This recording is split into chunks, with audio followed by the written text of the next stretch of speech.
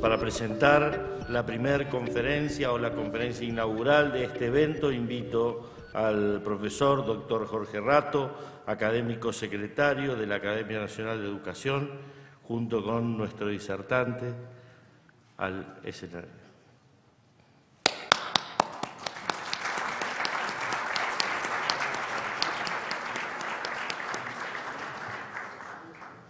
Buenas tardes. Bueno, es un honor estar en esta presentación de la conferencia inaugural Neurociencias y Educación, que estará a cargo del académico doctor Ramón Leiguarda.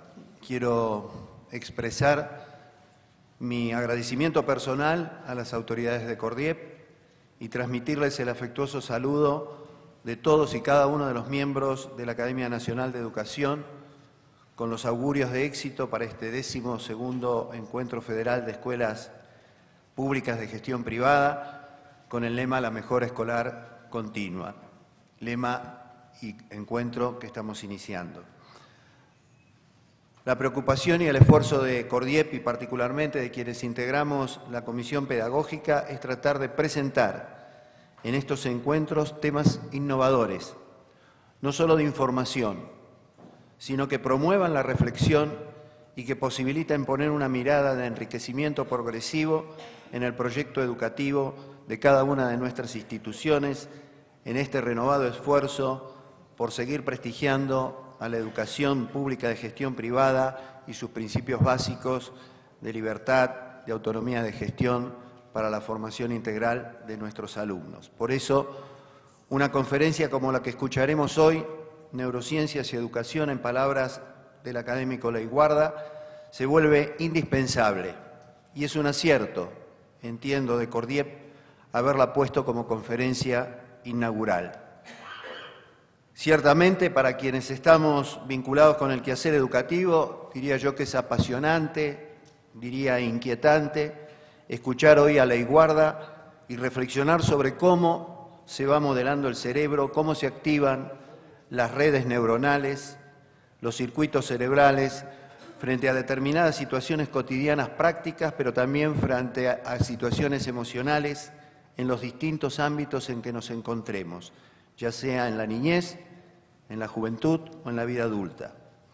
Cómo de esa estructura tan compleja dependen prácticamente todas nuestras acciones, nuestros aprendizajes, nuestros sentimientos, nuestras emociones y hasta nuestras decisiones. Cómo se articula el sonido de una palabra con la idea que ella representa, cómo surge la conciencia, cómo se almacenan los conocimientos y los recuerdos, cómo son nuestros comportamientos morales. Dice Leiguarda en uno de sus trabajos: el cerebro se modela con la moral y la moral se modela con el cerebro, con lo cual es posible que incorporemos estos conceptos a los programas educativos de los argentinos desde su niñez. En los últimos años, las neurociencias emergieron como una nueva herramienta interdisciplinaria de investigación y aplicación para intentar comprender estos y otros enigmas. Sin lugar a dudas, la investigación y los logros obtenidos en neurociencias son innovadores, pero también, como dije antes, son apasionantes. Y más allá de sus alcances, han logrado progresos y descubrimientos que deberían permitir enriquecer los procesos de enseñanza y aprendizaje.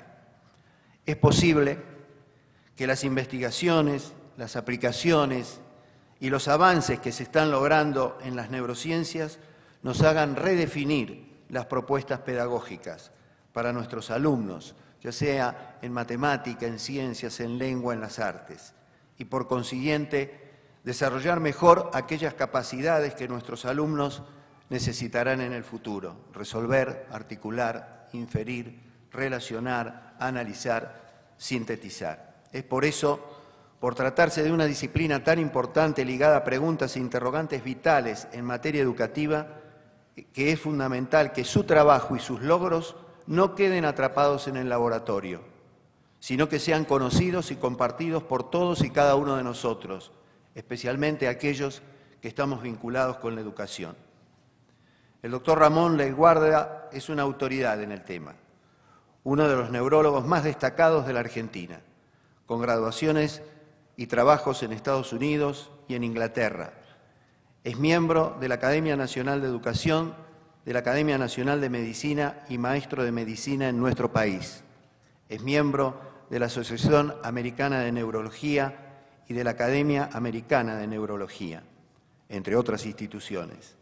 Ha obtenido varias distinciones y premios, publicado más de 160 trabajos científicos en revistas extranjeras y varias decenas de capítulos en libros sobre su especialidad. Actualmente es consultor de neurología de FLENI y fue presidente de la institución durante 25 años. Te agradecemos la presencia, estimado Ramón, y reconocer en cada uno de nosotros un amigo más. Muchas gracias por estar aquí. Gracias por la presentación.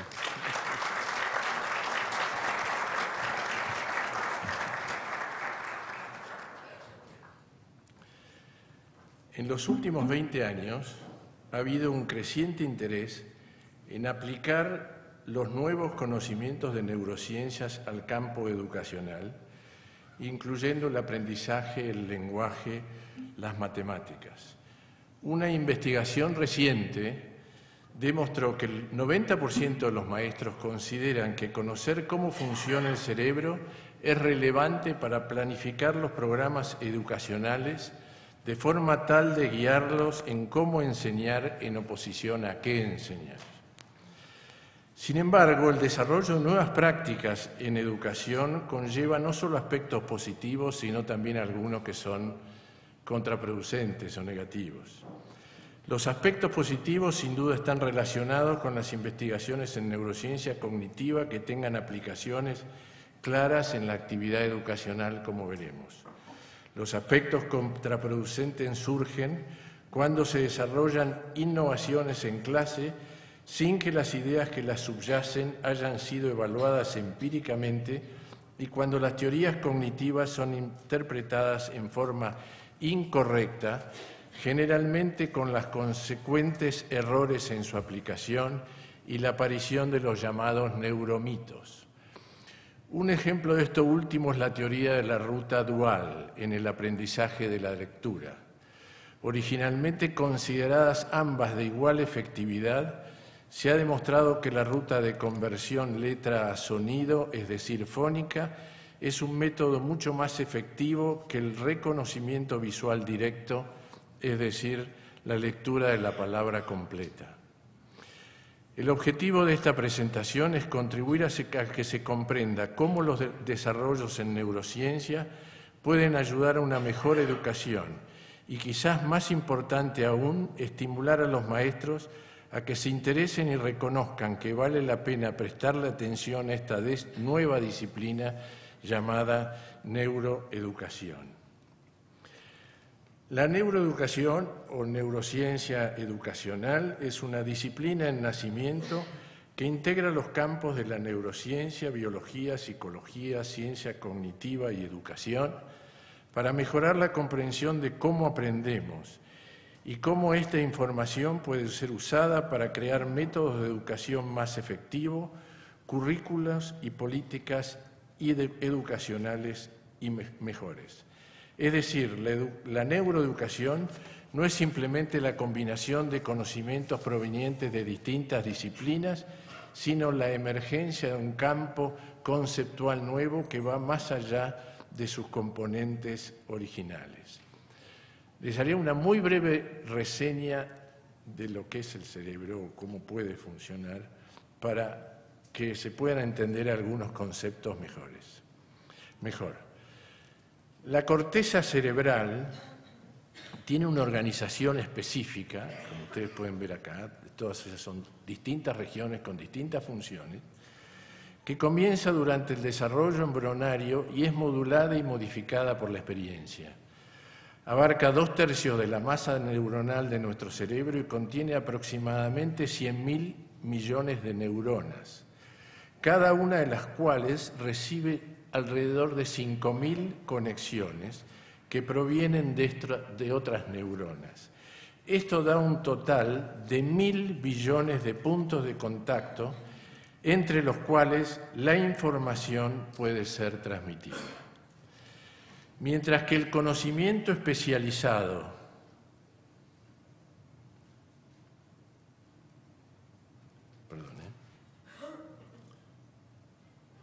¿cómo llevo la flechita?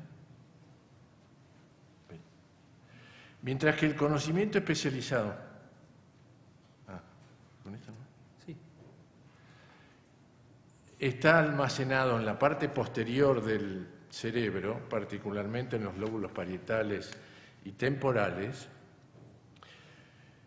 El lóbulo frontal, en la parte anterior, específicamente su región dorsolateral, implementa los aspectos más avanzados de la cognición, tales como la flexibilidad cognitiva, el pensamiento abstracto, los sistemas de monitoreo y las estrategias de planificación. Por otro lado, la corteza prefrontal ventromedial, en la parte medial e inferior, está relacionada con el funcionamiento social, juicio moral, inhibiciones sociales y toma de decisiones, entre otras funciones.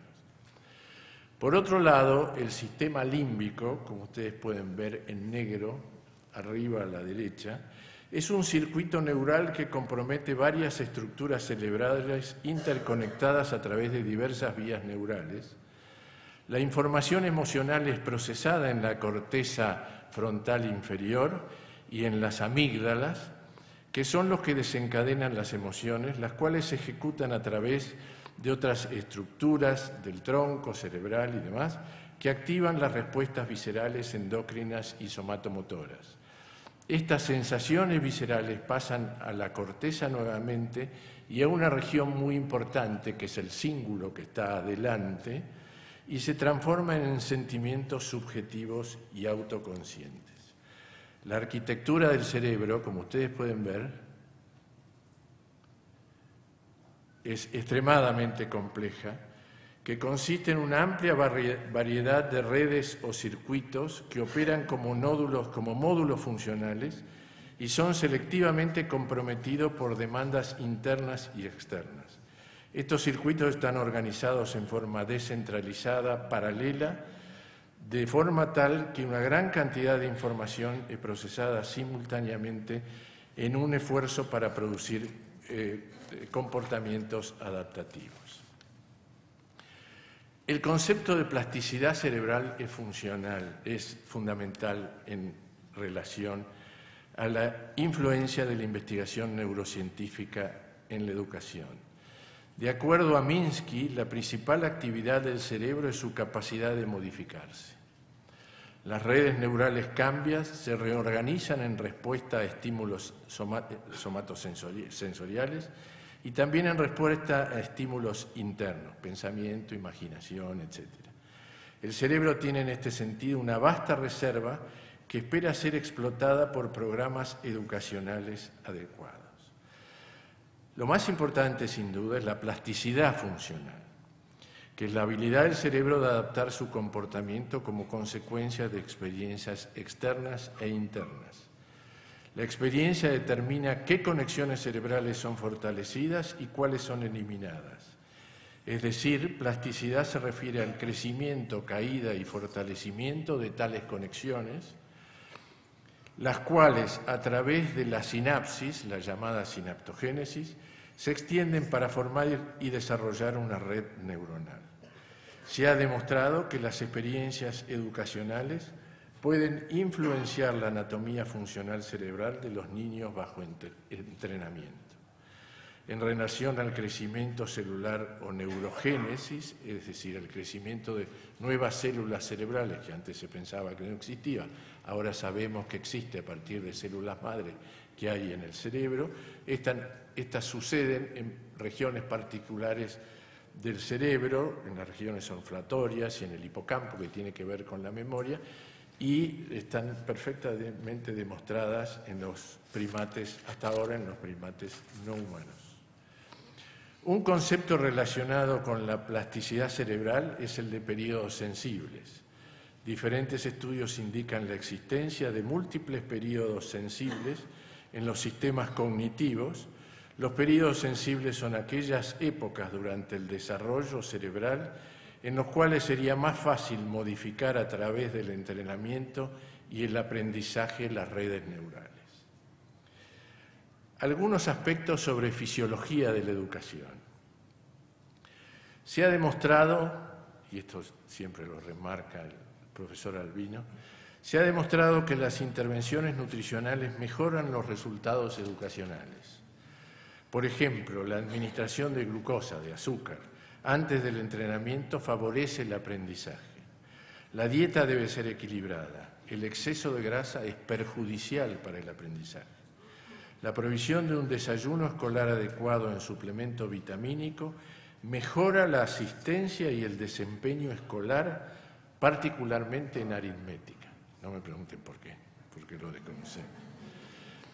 El ejercicio aeróbico adecuado y un medio apropiado son indispensables.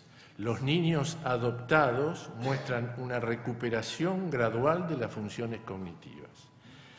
El sueño, particularmente no REM, mejora la consolidación de la memoria.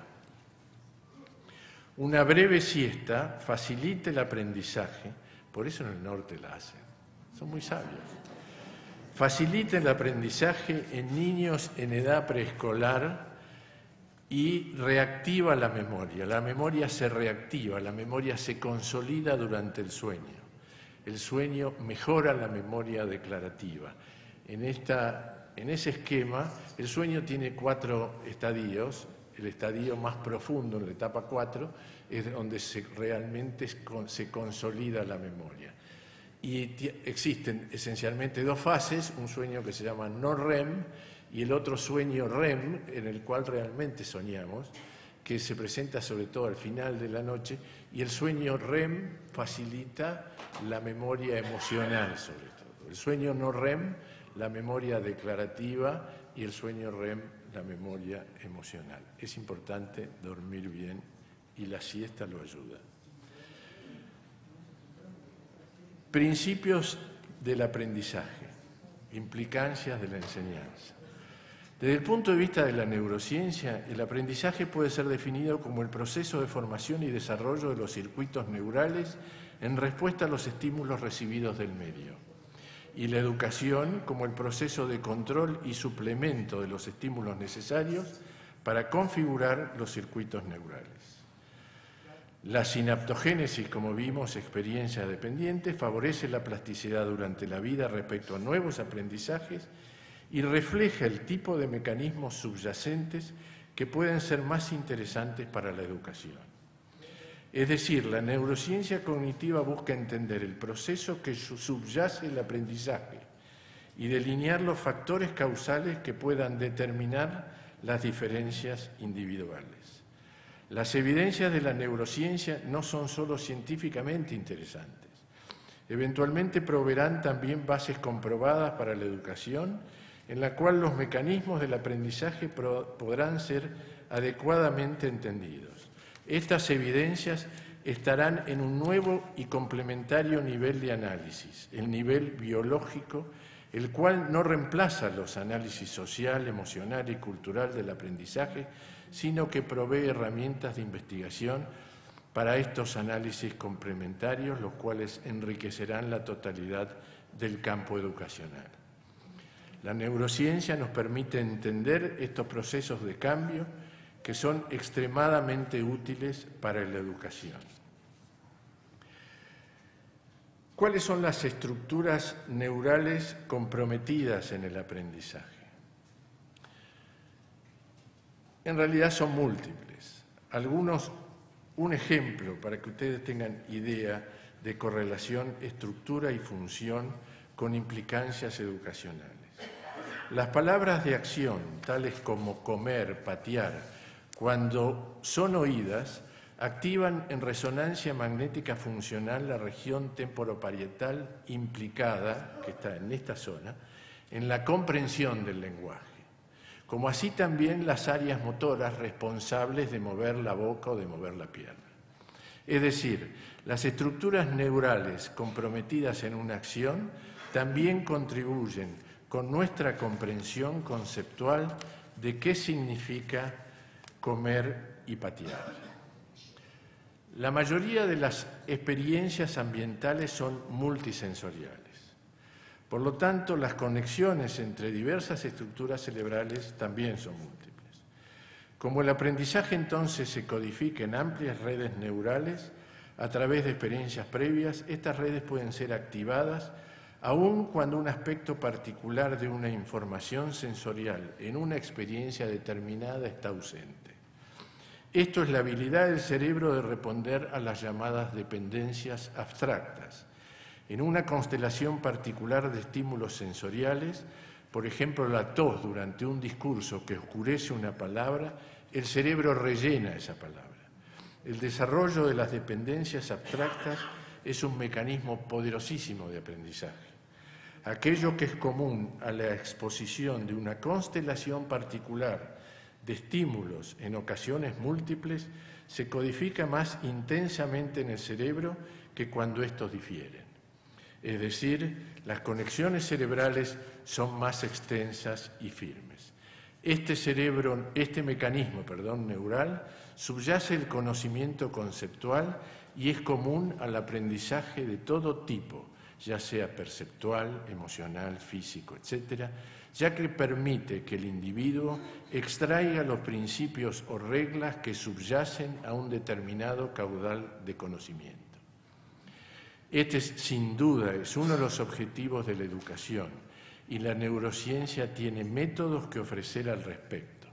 La neurociencia puede ayudar a descubrimientos sorprendentes respecto a la forma óptima de educar mente, cuerpo y espíritu. Un aspecto importante en relación al punto anterior es la incorporación de la cognición, las bases de la cognición en acción y percepción. Las experiencias sensorimotoras apropiadas son necesarias para el desarrollo de la cognición. Por ejemplo, la lectura es facilitada por la escritura, pero no por el tipeo de la palabra. Esto es una experiencia que se hizo en China, maravillosa, con muchísimos niños.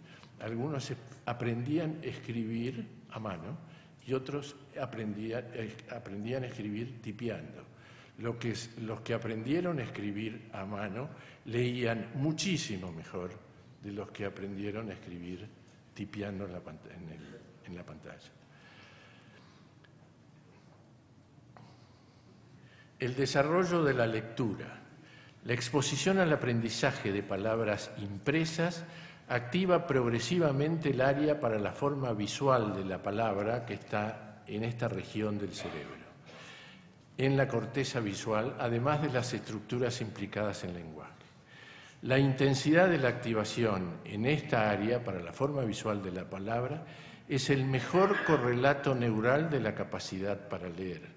Aquellos que aprenden a leer mejor tienen más activación y se los voy a mostrar en la zona que tiene que ver con la identificación de la palabra. El acceso lexical, es decir, el contacto entre esta región y su significado, es rápido. Electrofisiológicamente hay un estudio que es un potencial evocado. Un potencial evocado se estimula la mano o la pierna eléctricamente y se registra la actividad cerebral en determinadas zonas. El registro en esta región, y el llamado potencial evocado N170, es un marcador neural para detectar precozmente los niños con riesgo genético de desarrollar dislexia. Es decir, una anormalidad en este potencial evocado en un niño en cuya familia ha habido o hay personas disléxicas, predice la anormalidad, cuál de esos niños pueden desarrollar dislexia. Leer en el sistema de escritura alfabético. ¿Cuáles son las evidencias de las neurociencias?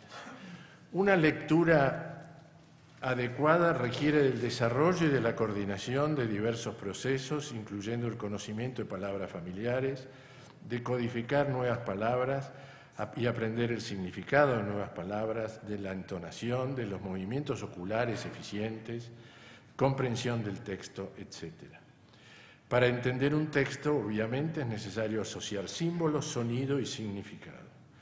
Los sistemas de escritura difieren en cómo codifican la palabra. Algunos se basan en la memorización de la forma visual de la palabra, como por ejemplo el sistema chino, mientras que cualquier sistema alfabético codifica la palabra escrita usando un número limitado de letras que representan sonidos pronunciables. Los estudios de comportamiento, neuroimágenes y computacionales sugieren que los lectores hábiles identifican las palabras a través de la activación rápida y automática de las representaciones lexicales depuradas que incluyen caudales de información ortográficos y fonológicos. El proceso ortográfico plantea que las palabras son procesadas en su totalidad y no como una secuencia de letras. Sin embargo, se ha demostrado que los lectores obtienen la representación ortográfica procesando en general las letras en paralelo, pero no holísticamente la palabra. El proceso ortográfico de lectura es rápido, más aún cuando se leen palabras comunes que cuando se leen palabras pronunciables pero sin sentido.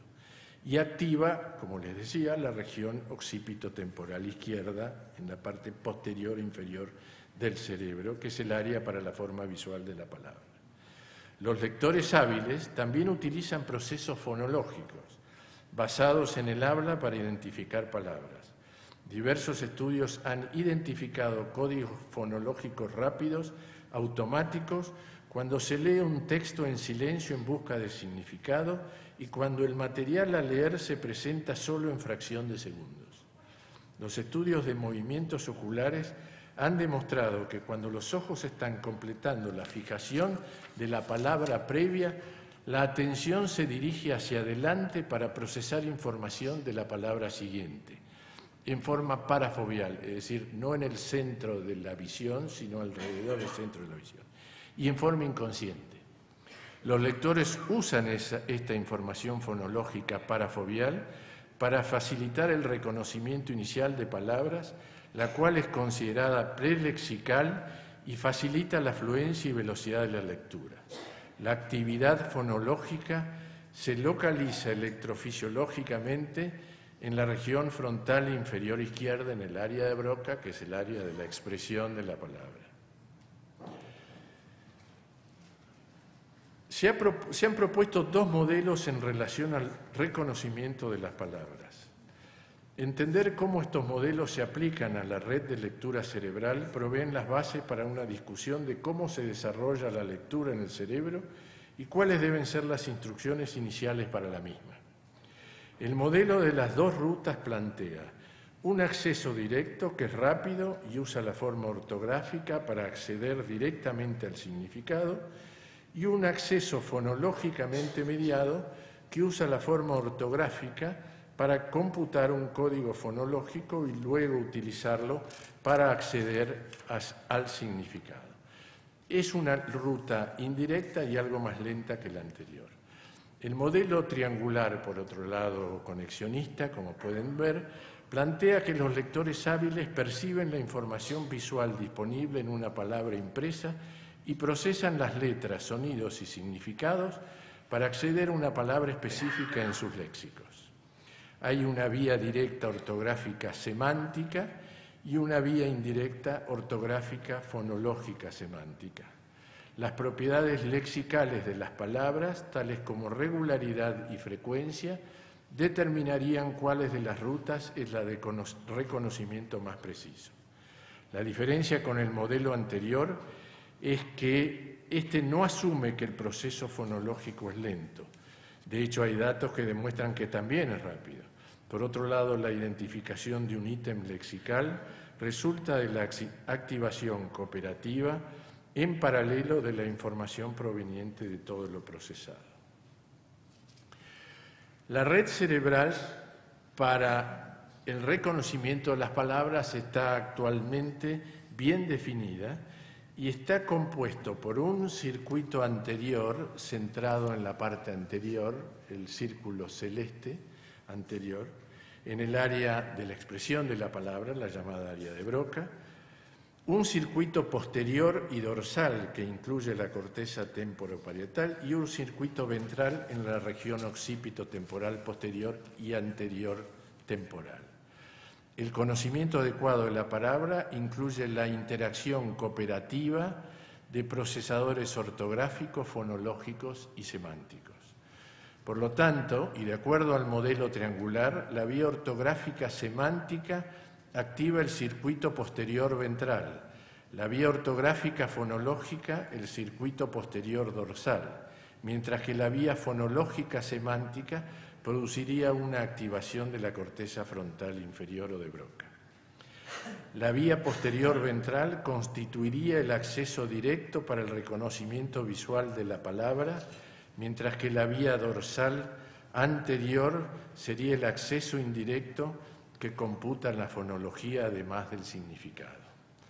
Numerosos estudios de neuroimágenes, cuando ustedes le hacen leer a una persona normal, ven esta activación en el cerebro donde se activan las diferentes zonas que intervienen en el procesamiento de la palabra. Demuestran activación conjunta en los circuitos anteriores y posteriores que sugiere cooperación entre las dos vías durante el reconocimiento adecuado de la palabra. Los sistemas de lectura alfabético, inglés, italiano, español, etc., usan un número limitado de grafemas, símbolos escritos, como saben mejor que yo, para codificar los fonemas del lenguaje usado. Por el contrario, los sistemas de escritura logográficos como chino o japonés usan un gran número de grafemas para registrar las propiedades semánticas y fonéticas de las palabras. La consistencia de la asociación grafema-fonema se denomina transparencia de la escritura. Los lenguajes escritos altamente consistentes o más transparentes, como el español, con mapeo letra-sonido 1 a 1, permiten el aprendizaje de la lectura más fácilmente que aquellos menos transparentes, tal el inglés. La teoría psicolingüística de Ziegler y Goswami sugiere que aprender a leer en un sistema más transparente es más fácil porque compromete una correspondencia grafema-fonema sublexical que opera a nivel del fonema. El principio alfabético, como les decía, se basa en comprender que las letras codifican sonidos hablados y que, asignando el sonido correcto a una cadena de letras impresas, se pueden identificar cualquier palabra escrita. Las fases en el desarrollo de la lectura incluyen la fase inicial prealfabética, en la cual los niños reconocen solo etiquetas y logos y los identifican más por su forma y los identifican esencialmente por su forma y por su color. La fase alfabética parcial, en la cual identifican palabras en base a algunas letras, además de las etiquetas y logos. La fase alfabética completa, en la cual el reconocimiento de las palabras se basa en la relación letra-sonido, con progresiva memorización de la secuencia de las letras en una palabra, y la consolidación de la fase alfabética, la cual se logra con la práctica continua y entonces la lectura de esa forma se hace fluente. Estas fases de aprendizaje siguen la trayectoria de desarrollo de los circuitos cerebrales implicados en la lectura y originalmente la activación es extensa, es muy extensa, pero a medida que los circuitos se desarrollan y se hacen específicos y progresan esas fases, se focaliza la activación en las zonas que describíamos previamente, como pueden ver en esta resonancia magnética funcional en un individuo mientras lee. Numerosas evidencias, incluyendo las conclusiones del metaanálisis del National Reading Panel en Estados Unidos, indican que las instrucciones fónicas sistemáticas son más efectivas en el aprendizaje de la lectura que cualquier otro método, incluyendo el enfoque global del lenguaje y programas de lecturas basales. La lectura fónica beneficia la lectura de la palabra aislada y la comprensión del texto. Las diferencias fácilmente, sin duda, facilita la comprensión del texto. Las diferencias en el desarrollo cognitivo y cerebral de niños bilingües y monolingües ha sido ampliamente estudiada. La ventaja más prominente y consistente de los niños bilingües es en las funciones ejecutivas, más específicamente en tareas que requieren atención, monitoreo del aprendizaje y control cognitivo, es decir, flexibilidad para controlar el comportamiento. Otras comparaciones, sin embargo, muestran ventajas para los niños monolingües, la cual esencialmente sería que tendrían un mayor vocabulario que los bilingües, a cualquier edad examinados entre los 3 y los 10 años. Aunque este efecto en el vocabulario se diluiría si se combinan en los bilingües ambos lenguajes. El bilingüalismo podría también producir una desventaja en el acceso lexical, aún con relación al lenguaje primario dominante. Los estudios de neurociencias han ayudado a dilucidar los mecanismos que permiten que los niños bilingües logren mejores scores en las funciones ejecutivas. El cambiar entre diversas pruebas, que es un test clásico, le hacen cambiar entre diversas pruebas, es un test clásico de funciones ejecutivas, se correlaciona con la actividad de la red del lenguaje en los bilingües, pero no en los monolingües, aún para las tareas no lingüísticas.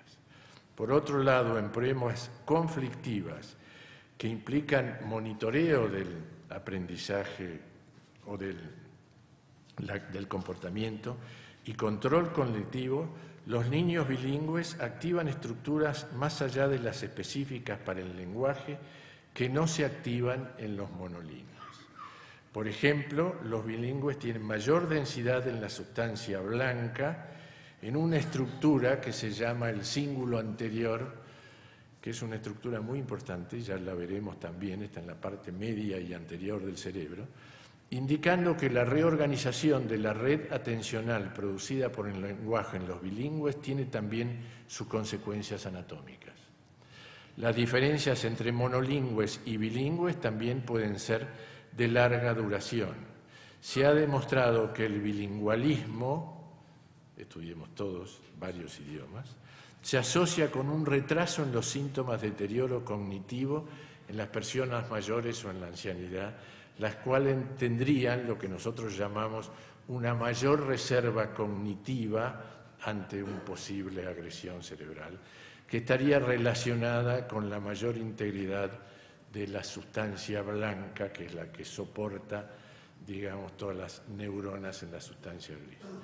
Aunque esta idea no es todavía concluyente, es un ejemplo interesante de cómo la neurociencia y la educación no necesitan estar restringidas al desarrollo temprano y pueden tener influencia a través de toda la vida.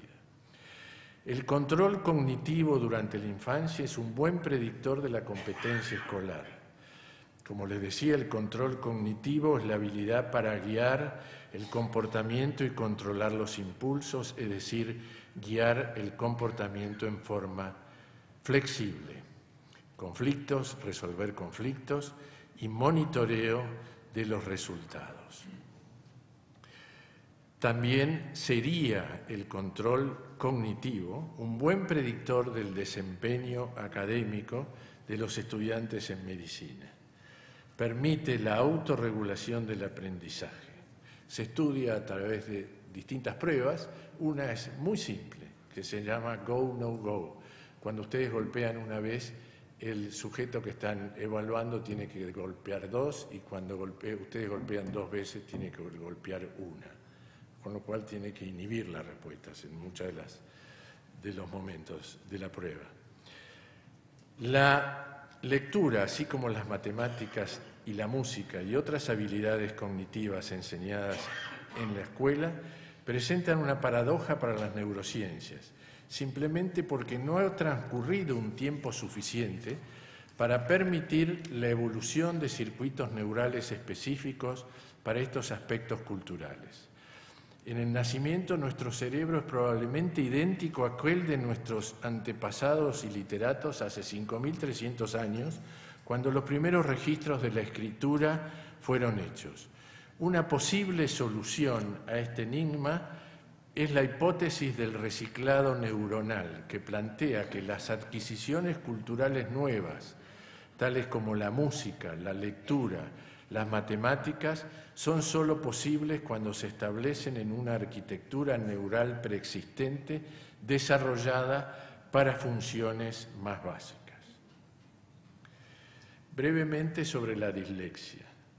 Aunque el déficit fonológico es conocida causa de dislexia del desarrollo en algunos niños con dislexia, tienen severas dificultades a pesar de tener preservadas las habilidades fonológicas.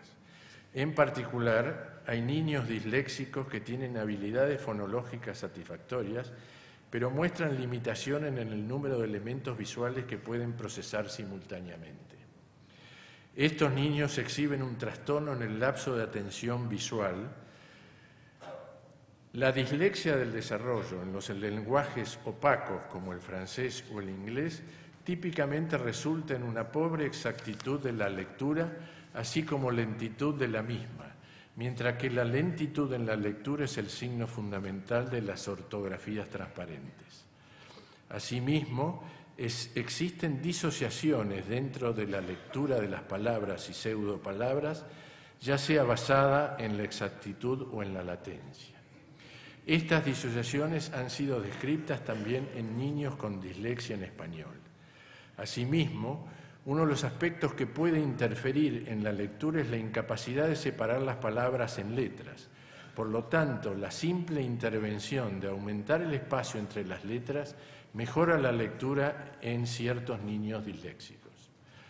En concordancia con estos aspectos de la lectura es también el hecho de que los niños disléxicos tienen incapacidad de identificar los objetos que se presentan en conjunto, agolpados o amontonados. Algunos niños disléxicos tienen también dificultad de llevar a cabo pruebas de conocimiento fonológico, por supuesto. Por ejemplo, el saber qué palabra puede quedar o permanecer si el sonido P es eliminado de la palabra París o la M de la palabra mamá. Los estudios de neuroimágenes han demostrado que cuando se llevan a cabo estas tareas, los chicos con dislexia demuestran falta de activación o hipoactivación en la corteza, como les decía, en el área de la forma visual de la palabra, temporoparietal izquierda, la cual interviene en la asociación también entre los procesos auditivos y visuales durante la lectura. La evaluación preescolar con potenciales evocados con el N160 en los niños con historia familiar de dislexia muestra anormalidades antes que ésta sea evidente, es decir, es un indicador de un trastorno en el procesamiento auditivo del lenguaje. La neurociencia cognitiva de la aritmética. La competencia en el procesamiento de los números y de la aritmética depende de sistemas representacionales diferentes. Estudios recientes sugieren que desde el nacimiento estamos ya equipados con habilidades numéricas básicas que dependerían de dos sistemas no simbólicos. Un sistema numérico aproximado, compartido con los primates no humanos, que nos permiten discriminar y comparar groseramente grandes cantidades. Un sistema exacto, pero que opera con precisión solo en cantidad limitada a 3 elementos.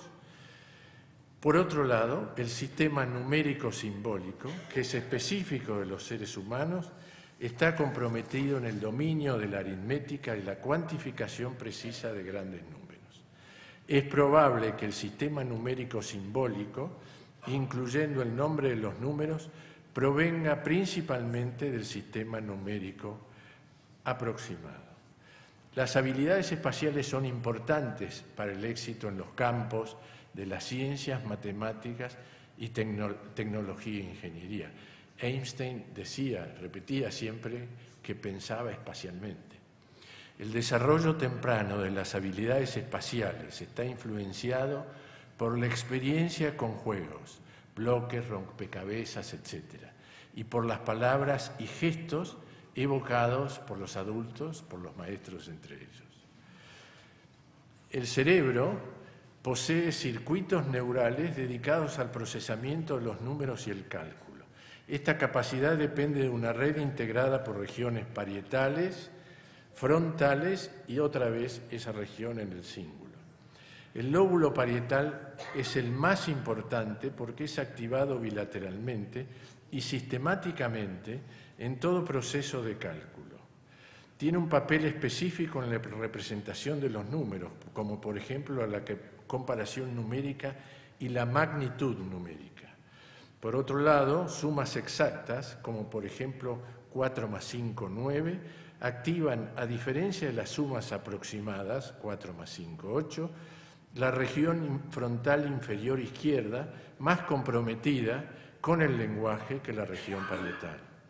Esto ha sido atribuido a que una cuenta lingüística simple y exacta requiere recordar hechos numéricos sobreaprendidos que se almacenan en áreas del lenguaje. Es decir, parte del aprendizaje de las matemáticas es lingüístico. Es probable de esta forma que las tablas de multiplicación se aprendan como rutinas mentales, al igual que los meses del año.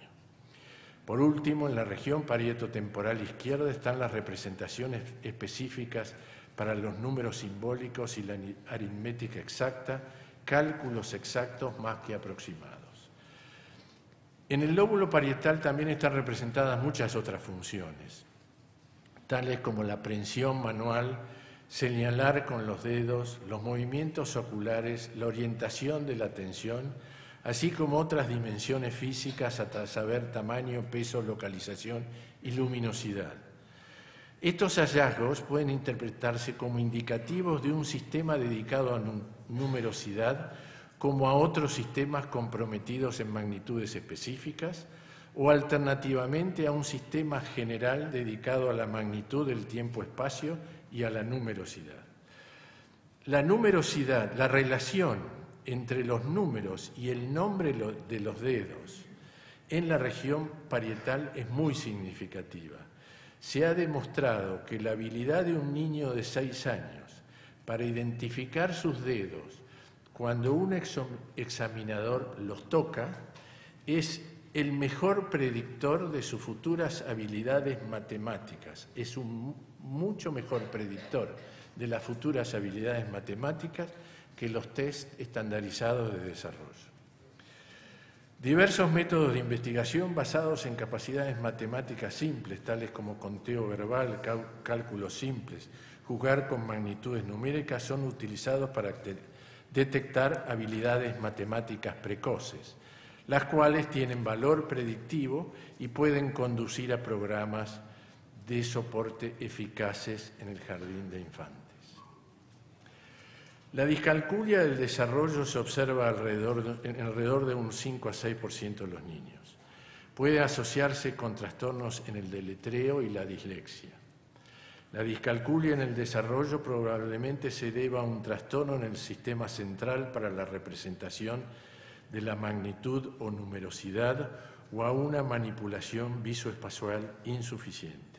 De cualquier manera, la discalculia en el desarrollo se asocia con anormalidades estructurales y funcionales en una red cerebral extensa.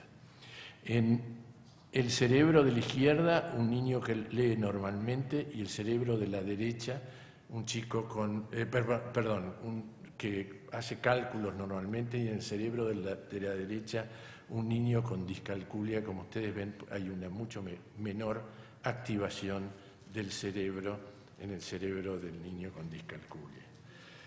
Recientemente se han comenzado a evaluar distintos programas para niños con dificultades matemáticas. La intervención basada en el esquema de recuperación de la numerosidad, el llamado alcanzar la numerosidad, es la menos intensa y está dirigida a niños con dificultades severas. Pareciera ser realmente efectiva. Las intervenciones basadas en computación han sido diseñadas para adaptarse a perfiles cognitivos de desempeño y proveer un entrenamiento intensivo en un medio estimulante. Está dirigido a niños con dificultades moderadas. Hasta el presente, algunos programas han sido rigurosamente evaluados, entre ellos los llamados La Carrera de los Números, ELFI, Matis 1 y Calcularis. Por último, la memoria operativa de trabajo. La memoria operativa de trabajo se refiere al sistema de memoria responsable del recuerdo inmediato de una cantidad limitada de datos, verbales o espaciales, que están disponibles para la manipulación mental. Es usada para todo tipo de tarea cognitiva y crítica para el aprendizaje y comprensión de la información. Ha sido dividida por Baddeley en 3 subsistemas. Uno ejecutivo central, que esencialmente asigna los recursos atencionales, y 2 de modalidad sensorial específica, que mantienen en línea información verbal. Por ejemplo, retener un número de teléfono en la cabeza mientras que alguien les da para hacer el llamado correspondiente, o espacial, por ejemplo, seguir mentalmente una ruta. El sistema ejecutivo central está comprometido en la atención, en la resolución de conflictos, en la autorregulación a través de las redes cerebrales involucradas en emoción, cognición y comportamiento. Este sistema ejecutivo se localiza en la región anterior del cerebro, en la corteza prefrontal. La memoria operativa está sujeto a distintos tipos de limitaciones que se correlacionan con un índice de aprendizaje positivo. Los límites están determinados por la cantidad de ítems a retener, el tiempo durante el cual tienen que memorizarse y la relevancia de la información presentada. En relación a las implicancias educativas, es básico entender que la importancia para que el que aprende es la forma en que la información es presentada. Por otro lado, la tarea más significativa para el sistema educativo es lograr que los estudiantes sean conscientes que se requiere esfuerzo para usar la memoria de trabajo y así obtener las respuestas más favorables. La capacidad de la memoria de trabajo aumenta durante el desarrollo, al igual que la habilidad de usar estrategias amnésicas e ignorar información irrelevante. También la habilidad para usar estrategias amnésicas con el objetivo de superar las limitaciones de la memoria de trabajo aumenta a medida que el niño se desarrolla. La contribución de la memoria de trabajo al desempeño académico del niño es específica, aún considerando el IQ. Es decir, los educadores tienen que considerar las cuestiones relacionadas a la memoria de trabajo para entender el desempeño académico de los niños. La evaluación de la capacidad de comprender de los niños mejora si se considera cuánto puede depender de la capacidad de la memoria de trabajo. Respecto al entrenamiento de la memoria de trabajo, se ha sugerido que aumentar la exigencia gradual y repetidamente en las pruebas correspondientes tiene efecto beneficioso, no solo para la memoria de trabajo, sino también para la atención y las pruebas relacionadas con la inteligencia. Sin embargo, como es comprensible, es probable que la práctica repetida y persistente con esfuerzo y atención mejore el desempeño de cualquier tarea. El aprendizaje de los estudiantes, tanto en clase como fuera de ella, puede mejorarse a través de diferentes estrategias que han sido estudiadas y han probado ser efectivas. La práctica de recuperación a través del examen es más efectiva que reestudiar un tópico y además el material aprendido de esta forma puede transferirse a situaciones nobles. La práctica de espaciar los episodios del estudio es también más beneficiosa que aglutinarlos todos en uno. Se ha demostrado que es ventajosa a través de un amplio espectro de dominios y pruebas, tales como aprendizaje, motor, memoria, reconocimiento, adquisición de vocabularios, aprendizaje de estadísticas, etc. Así, distribuir una lección a lo largo de varios días es más efectivo que presentarla en la misma cantidad de tiempo en solamente un día. Intercalar diferentes tópicos durante el estudio promueve el aprendizaje si se lo compara con agrupar la totalidad del material. Por ejemplo, la presentación de un bloque de 20 problemas de multiplicación y 20 de división se aprende, pero también se olvida más rápido que cuando se alternan los problemas de multiplicación y división.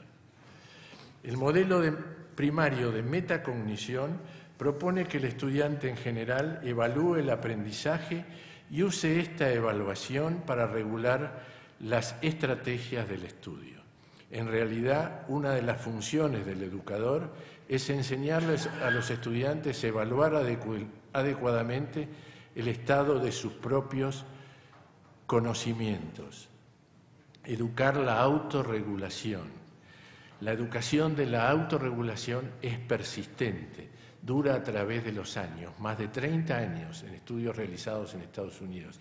Y se ha demostrado que estos niños, después de 30 años, se correlacionan la autorregulación con un aumento de los ingresos, con una mejor salud y con una disminución evidente en la criminalidad. En realidad, una de las funciones del educador es enseñarle a los estudiantes a evaluar adecuadamente el estado de sus propios conocimientos. Recordar y juzgar cuán adecuadamente se van a recordar son procesos distintos y mediados por regiones cerebrales diferentes. Por lo tanto, el educador más efectivo es aquel que incorpora instrucciones acerca de cómo los estudiantes deben usar la metacognición para seleccionar y modificar las estrategias de estudio y mejorar el aprendizaje. Por último, la transferencia del aprendizaje, del conocimiento y nuevos contextos, ya sea físicos, temporales, funcionales y sociales, es crucial para el mismo. De acuerdo a Atherton, la transferencia del aprendizaje puede ocurrir en cuanto las regiones cerebrales activadas en diferentes contextos estén interconectadas. Los educadores deben saber cómo enseñar para crear y realmente motivar a los estudiantes para que desarrollen un conocimiento flexible que pueda ser retenido y usado durante largos periodos de tiempo. En los maestros reside la responsabilidad de fomentar las competencias del aprendizaje de por vida, por lo tanto, deben tener ellos una preparación excelente. El programa de entrenamiento para fomentar la competencia de forma tal de estimular el aprendizaje de por vida, llamado programa TOC en Estados Unidos, es un ejemplo para la transferencia sistemática del conocimiento científico a la clase.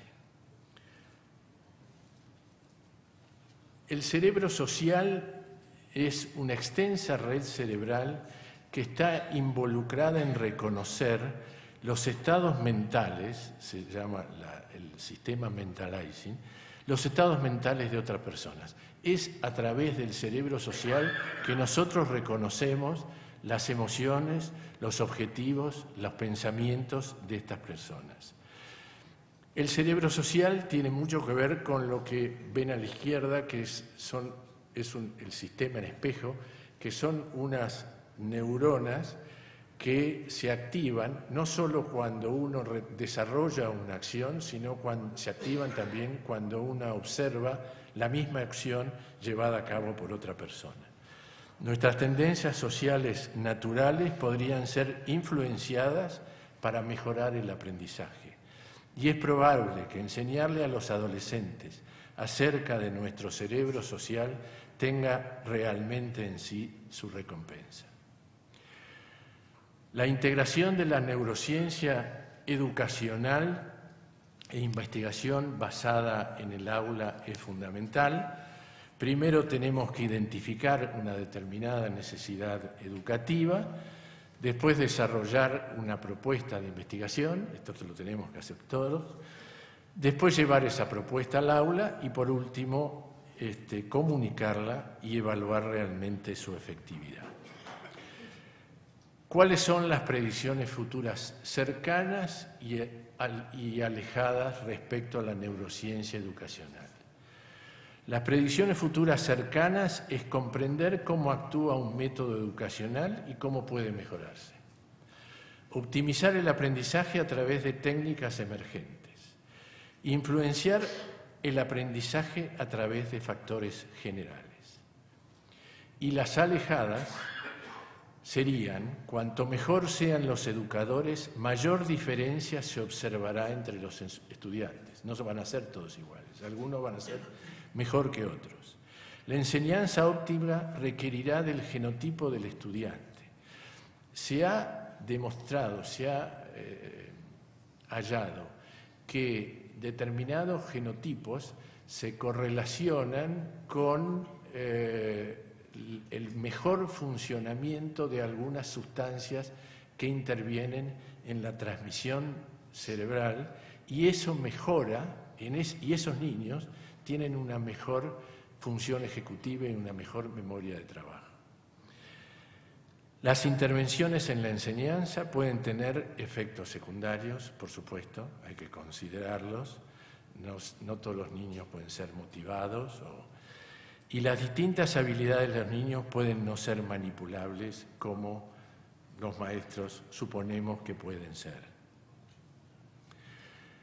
El verdadero objetivo, por último, de la educación sería cruzar los límites disciplinarios y adoptar el método científico. Muchas gracias.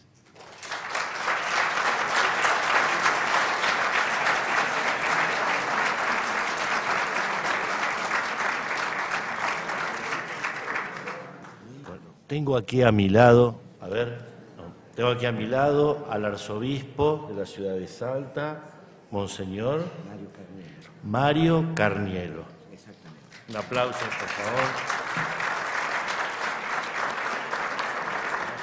Va a presentar sus saludos. Agradezco muchísimo que me hayan invitado a participar en esta reunión. El tema de la educación nos desafía a todos, y es interesante haber escuchado esta charla sobre neurociencia y educación del doctor Leiguarda, ¿no? Uno escucha y ve cómo cuando aprendimos de alguna manera hay cosas que los maestros intuían en el modo como nos enseñaban allá lejos y hace tiempo, y cosas que se pueden desarrollar mucho más gracias a lo que hoy conoce la ciencia humana. Este diálogo entre educación y ciencia, cada día que pasa lo veo como particularmente necesario. Es bueno que nosotros, desde el ámbito de las escuelas públicas de gestión privada, procuremos poner mucho esfuerzo para que este diálogo se ponga al servicio de mejorar la calidad educativa.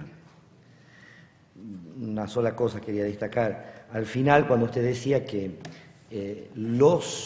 la calidad de los docentes va a influir en la calidad de los alumnos, se convierte en un desafío para todos los que tienen o tenemos en el sentido amplio la tarea de educar, ¿no?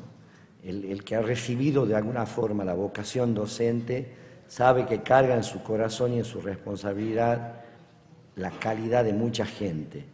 Y esto debe convertirse en un verdadero desafío para mejorar cada día. Gracias por hacer esta reunión aquí en Salta y disfruten.